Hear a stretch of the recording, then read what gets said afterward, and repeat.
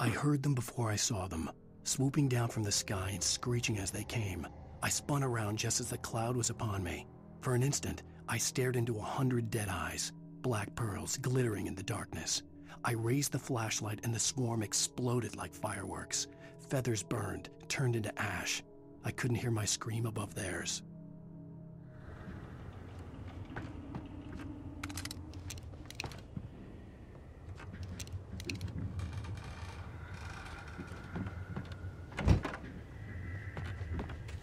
With all this forestry equipment around, there had to be something I could use to reach the top.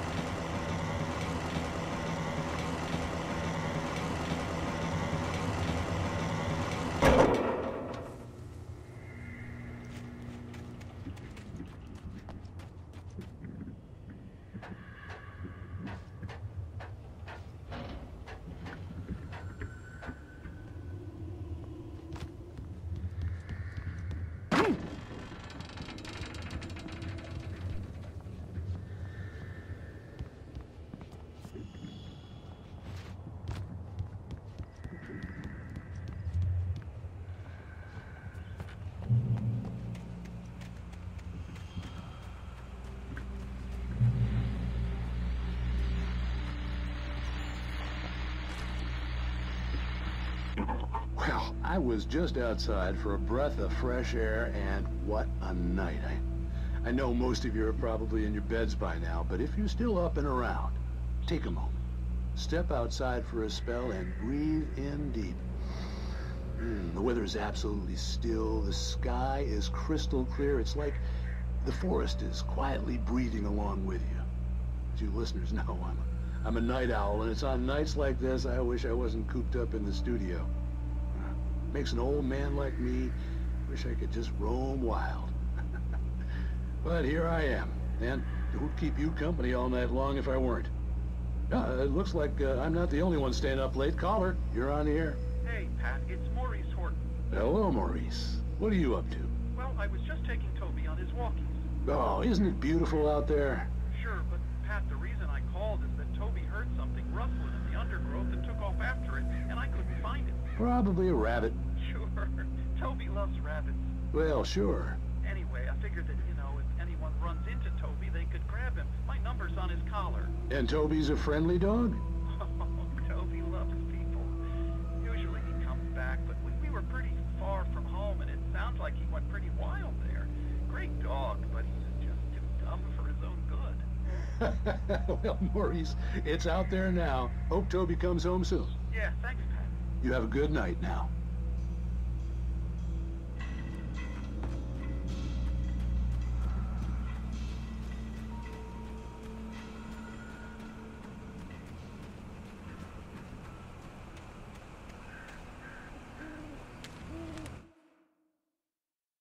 At first, I kept finding the pages as if by accident. The book I couldn't remember was either a terrible and true prophecy or an act of creation that had rewritten the world. I began to hunt the pages feverishly, for they held the answer to the mystery. With it, I could save myself. With it, I could save Alice.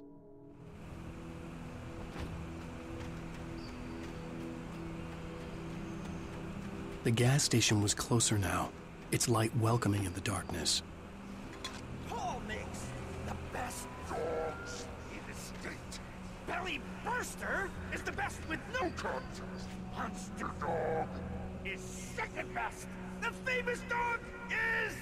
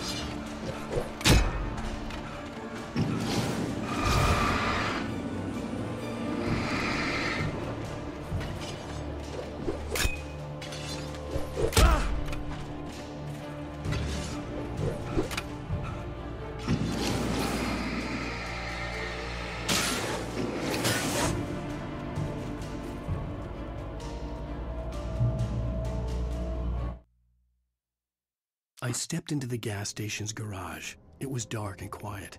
The place was a mess. It looked like someone trashed the place or that there'd been some kind of fight. Light spilled into the room through an open door at the back, and I made my way toward it. Without any warning, I was blinded by a bright light. An old portable TV on the shelf had come alive by itself. Impossibly, I could see myself on the screen, talking like a madman.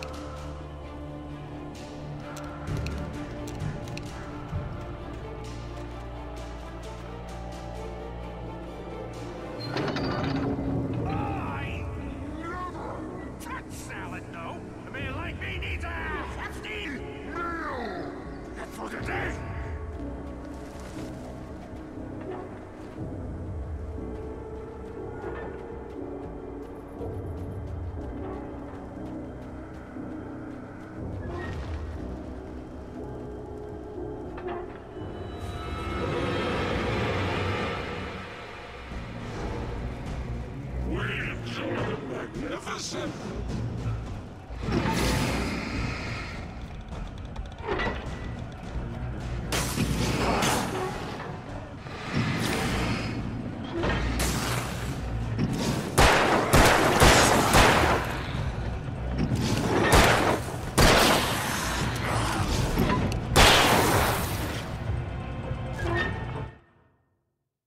The cabin on Cauldron Lake? She asked. The sheriff looked at me suspiciously. The early morning light flooded through the office windows. I would probably never have gotten out of the woods alive without her help, but I couldn't tell her the truth of what I'd faced the previous night. She'd think I was lying or crazy. She'd lock me up, and she wouldn't help me find Alice.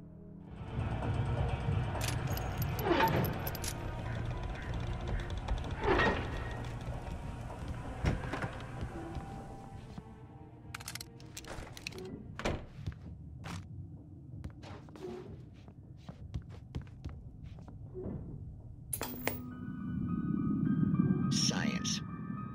It bestows immortality on those who advance it to elevate all of mankind. Newton, Einstein, Sagan, princes among men. But the price for such a legacy is steep indeed. In Night Springs. Tonight's episode, a quantum suicide.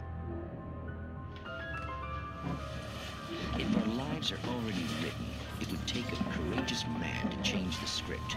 Having called a press conference, Dr. Barclay Colvin is about to demonstrate that very courage.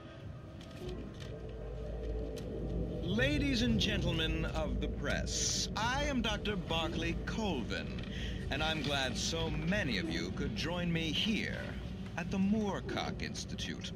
Tonight, I'm going to give a practical demonstration of the many worlds interpretation. As you can see, this is a loaded 9mm pistol. It shall be part of a thought experiment. And now, a real experiment, known as a quantum suicide. Did he say suicide? Is that a real gun? He's kidding, right? Please, stay calm. There is no risk. Observe what occurs when I place the weapon against my own forehead. Now, you might think this round is merely a dud. Not so. Observe the flower pot. And yet, I myself cannot be harmed with this gun. With each pull of the trigger, two new realities branch off. One in which the weapon didn't fire, and one where it did. With my machine here, I have ensured that this reality is always the former. I have bestowed upon myself quantum immortality. Under no circumstances can this gun kill me. So wait. What you're saying is that every time you pull the trigger, in another reality, you die? Yes, of course, but that's completely trivial. There's an infinite number of things that could happen at any moment, and they always do happen somewhere. The point is, this one thing did not happen here. You're insane, Colvin. Insane? Insane? Hey, was this thing supposed to be plugged in? I stumbled on it. You fools! Gaze upon quantum immortality.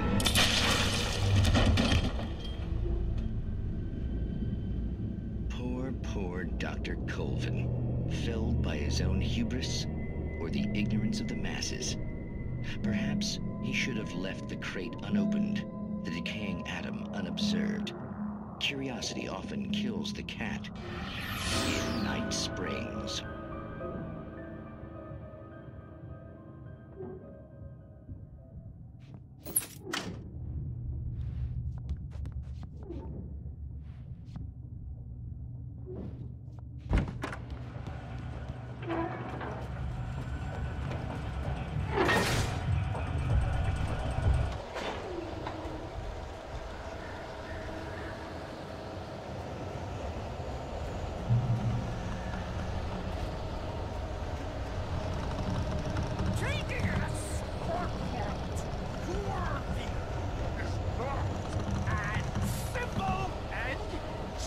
As you might think, it can be dangerous. It requires patience.